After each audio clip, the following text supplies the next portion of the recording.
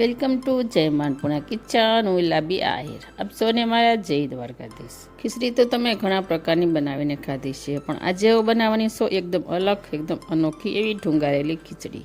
ઉનાળાની ઋતુમાં સાંજના સમયમાં આપણે આવો હેલ્ધી અને હલકો ખોરાક ખાવાથી આપણી સેહત પણ સારી રહે છે। આ ડુંગર ખીચડીની રેસીપી આપણે ઘરે એકદમ ઇઝીલી બનાવીને તૈયાર કરી શકાય છે। તો ચાલો જોઈ લઈએ આપણે ખીચડીની રેસીપી। તો ખીચડી બનાવવા માટે મેં અહીંયા 1 કપ બાસમતી ચોખા લીધા છે। તમે ખીચડીયા અથવા તમે કોઈ પણ ખાતા હોય તે લઈ શકો છો। અને 1/3 કપ લીધી છે મગની ફોતરા વગરની દાળ, 1/4 કપ લીધી છે મગની ફોતરાવાળી દાળ અને 1/5 કપ લીધી છે તુવેરની દાળ। હવે આ બધી જ દાળ અને ચોખાને આપણે મિક્સ કરી દઈશું અને 3 પાણીથી સરસ રીતે આપણે તેને વોશ કરી લઈશું। હવે આપણે ખીચડીને બાફી લઈશું। તેના માટે મેં અહીંયા 3.5 કપ પાણી લીધું છે।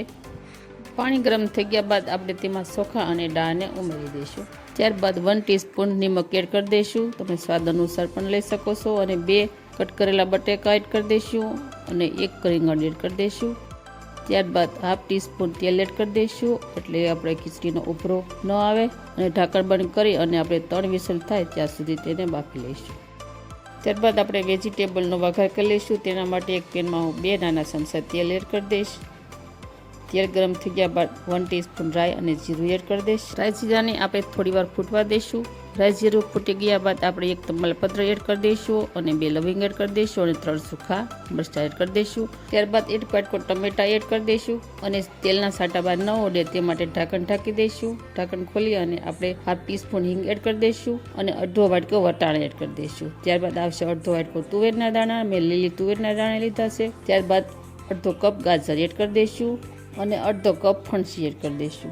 અને અહીંયા મેં સિંગના દાણા પલાળ્યા હતા તે આપણે તે એડ કરી દઈશું। ત્યારબાદ મેં 1 લીલું મરચું કટ કરેલું હતું તે હું તેમાં એડ કરી દઈશ। આપણે સરસ રીતે મિક્સ કરી દઈશું અને ત્યારબાદ આવશે સ્વાદ અનુસાર મીઠું। આપણે ખીચડીમાં નિમક નાખ્યું છે એટલે આપણે એ પ્રમાણે નાખવું। ત્યારબાદ 1 ટીસ્પૂન હળદર પાવડર અને 1 ટીસ્પૂન મરચું પાવડર અને 1 ટીસ્પૂન ધાણા જીરું પાવડર। હવે આપણે આ બધા જ ઇન્ગ્રીડિયન્ટને સરસ રીતે મિક્સ કરી દઈશું। ત્યારબાદ તેમાં આપણે 1 ગ્લાસ જેટલું પાણી એડ કરી દઈશું। હવે આપણે આને સળવા માટે મૂકી દઈશું, મતલબ કૂક થવા માટે રાખી દઈશું અને તેલ છૂટું પડે ત્યાં સુધી આપણે તેને ફ્રીઝવા દેવાનું છે। તો ઢાંકણ ખોલીને આપણે જોઈ લઈશું। અહીંયા આપણું સરસ તેલ છૂટું પડી ગયું છે અને આપણા વેજીટેબલ પણ સરસ રીતે સડી ગયા છે। હવે આપણે તેમાં બાફેલી ખીચડી એડ કરી દઈશું અને ખીચડી એડ કર્યા બાદ આપણે તેને સરસ રીતે પ્રોપર મિક્સ કરી દઈશું। આપણે આને સરખી રીતે મિક્સ કરી દઈશું એટલે આપણા મસાલા છે તે સરખી રીતે ભળી જાય।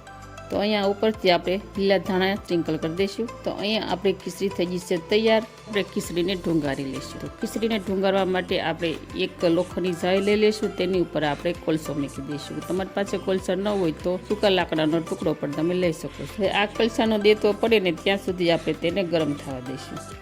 દેતો પડી જાય ત્યાર પછી આપણે ગેસ બંધ કરી દઈશું અને જે આપણે સિલ્વર પેપર આવે છે તેની આપણે વાટકી જેવું બનાવી લઈશું અને ખીચડી ઉપર મૂકી દઈશું અને ત્યારબાદ જે આપણે દેતો પાડેલો છે કોલસાનો તે તેની ઉપર મૂકી દઈશું અને 1 ચમચી ઘી રેડી દઈશું, એટલે આપણે જે કોલસાનો અને ઘીનો જે ફ્લેવર હોય છે તે ખીચડીમાં બેસી જાય અને આ કરવાથી આપણે ખીચડી એકદમ ટેસ્ટી બનશે। જુઓ તમે જોઈ શકો છો આપણો મસ્ત મજાનો સુગંધ બેસી ગઈ છે ઘી અને કોલસાની।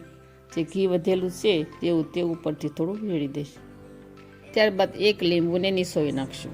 સરસ રીતે આપણે એને મિક્સ કરી દઈશું। તો તમને મારી રેસીપીના વિડીયો સારા લાગતા હોય તો મારી ચેનલને સબસ્ક્રાઈબ જરૂર કરી દેજો અને વિડીયોને લાઇક કરી દેજો અને ફ્રેન્ડ અને ફેમિલીમાં શેર કરજો। તો અહીંયા આપણી પરફેક્ટ ખીચડી મસ્ત મજાની ઢુંગળ ખીચડી તૈયાર અને તમે કઢી સાથે પણ ખાઈ શકો છો અને છાશ અને પાપડની સાથે પણ ખાઈ શકો છો। મેં અત્યારે કઢી અને છાશ ને પાપડની સાથે સર્વ કરી છે। તો ફ્રેન્ડ તમને આ ઢુંગળ ખીચડીની રેસીપી કેવી લાગી તે મને કમેન્ટ કરી જરૂર કહેજો અને બાજુમાં રહેલી ઘંટડી દબાવી દેજો જેથી મારી નવી રેસીપીના નોટિફિકેશન આપ સુધી પહેલા પહોંચે। ફરી મળીશું નેક્સ્ટ વિડીયોમાં, ત્યાં સુધી આવજો। જય દ્વારકાધીશ એન્ડ જય સિયારામ।